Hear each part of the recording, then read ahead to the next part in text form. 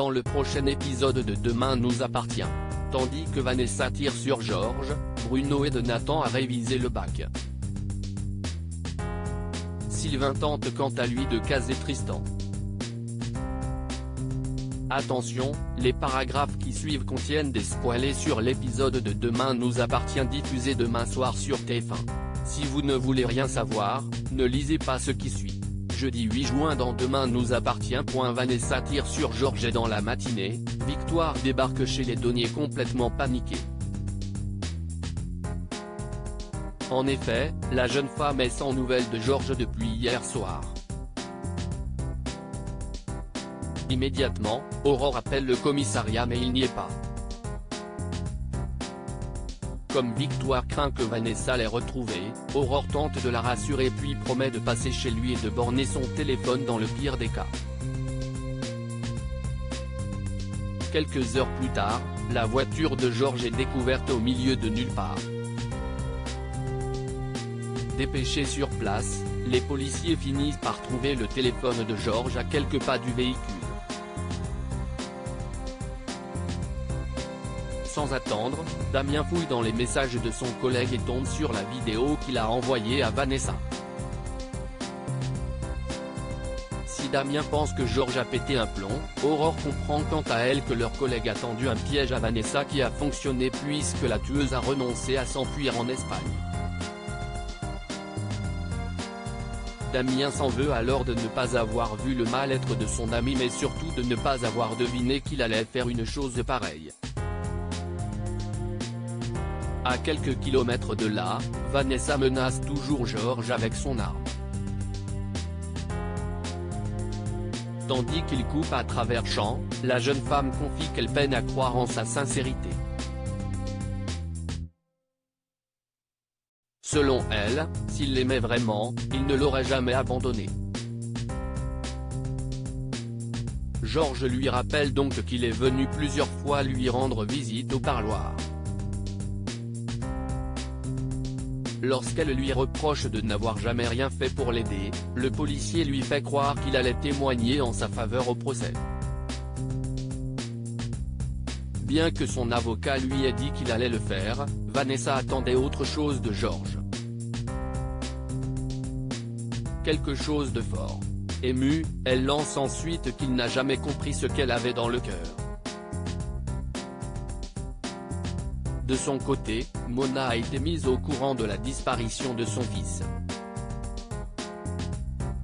Bart tente bien de la pousser à rentrer chez elle mais cette dernière n'a vraiment aucune envie de rester seule. Pour lui changer les idées, Bart propose de l'aider à cuisiner. Inquiète, elle finit par s'effondrer en larmes dans les bras de son patron. À l'hôpital, Victoire est à bout de nerfs, ce qui n'a pas échappé à Aaron. Victoire confie alors à son collègue combien elle aime Georges. Malgré ses sentiments, elle affirme cependant qu'ils ne se remettront jamais ensemble. Compréhensif, Aaron l'invite à boire un café pour lui changer les idées. En parallèle, Vanessa et Georges font une pause. L'occasion pour la jeune femme de se laisser aller à quelques confidences. En effet, Vanessa s'était faite à l'idée de finir sa vie en prison. Elle avait même fini par se convaincre que Georges ne l'aimait pas. Lorsqu'elle a compris qu'Eddie était amoureux et prêt à tout pour elle, elle s'est dit qu'elle n'avait plus rien à perdre. Ils avaient alors prévu d'embarquer sur un cargo en Espagne pour la Thaïlande. Mais si Eddie était prêt à tout laisser derrière lui pour refaire sa vie avec elle, Vanessa aurait préféré que ce soit Georges qui le fasse à sa place. Ce dernier lui fait alors croire qu'il n'était pas encore prêt mais que les choses ont changé quand la fille de Louise lui a tiré dessus. Il va même jusqu'à prétendre qu'il a eu tellement peur pour elle qu'il est venu la voir à l'hôpital. Appuyant sur la corde sensible, George ajoute que tout ce qu'il lui a dit dans la vidéo était vrai et affirme qu'il est toujours amoureux d'elle. Une fois qu'elle s'est rapprochée de lui, Vanessa lance qu'elle pourrait le tuer. Comme il ne semble pas avoir peur d'elle, elle finit par l'embrasser passionnément. Après avoir partagé un moment intime, George se réveille et profite que Vanessa soit endormie pour tenter de prendre son arme. Malheureusement, elle le surprend, récupère son arme puis la pointe sur lui. George la supplie de ne pas tirer mais Vanessa, qui est au bord des larmes, réalise qu'elle l'a toujours aimé plus que lui. Pour le lui prouver le contraire, George s'approche lentement mais elle remonte son arme vers lui et lui tire dessus. Bruno aide Nathan à réviser le bac. Bruno s'est inscrit en candidat libre pour décrocher son bac. Comme son fils ne peut pas poser quelques jours de congé pour bachoter, Bruno propose à Nathan de réviser les épreuves ensemble. En réalité, Mona et Bruno ont comploté pour aider Nathan à réviser. En effet, Bruno ne passe pas le bac et a menti à son fils pour lui donner un petit coup de pouce. Seulement, Bruno n'est pas très calé. Autant il peut l'aider pour l'épreuve de philosophie mais le grand oral, il ne connaît pas.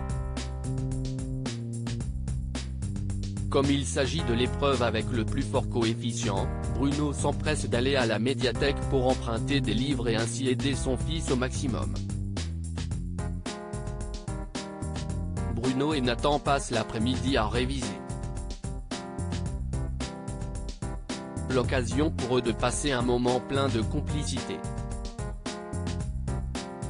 En fin de journée, Nathan rejoint sa sœur et lui raconte qu'il a passé l'après-midi à réviser le bac avec leur père.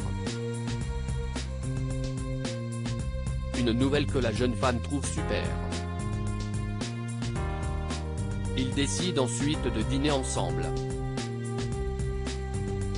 Sylvain tente de caser Tristan. Swazik est de retour chez les Moreno pour passer la journée au bord de la piscine. L'occasion idéale pour Christelle de faire des éloges sur Charlie mais également d'envoyer quelques petites piques au docteur Vernet. Cependant, c'est mal connaître Swazik qui ne manque pas de répartie.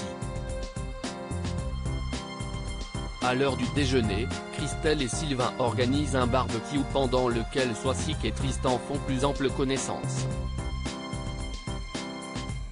Mais l'assistante sociale a très bien compris que son mari essayait de caser les deux célibataires ensemble. D'ailleurs, elle n'est visiblement pas la seule à avoir remarqué le petit traquenard de Sylvain. Face à la situation gênante, Tristan décide de partir mais Swazik l'en empêche. Ils finissent même par se montrer complices. En fin d'après-midi, Tristan et Sylvain se retrouvent autour d'une bière. Sylvain encourage alors son ami à passer à l'attaque avec Swazik. Seulement, Tristan manque de confiance en lui et pense qu'une femme comme elle ne s'intéressera jamais à un restaurateur au chômage technique qui perd ses cheveux. De plus, Swazik ne lui plaît pas tant que ça car il réfère les femmes gentilles, un peu timides avec un humour de haut vol.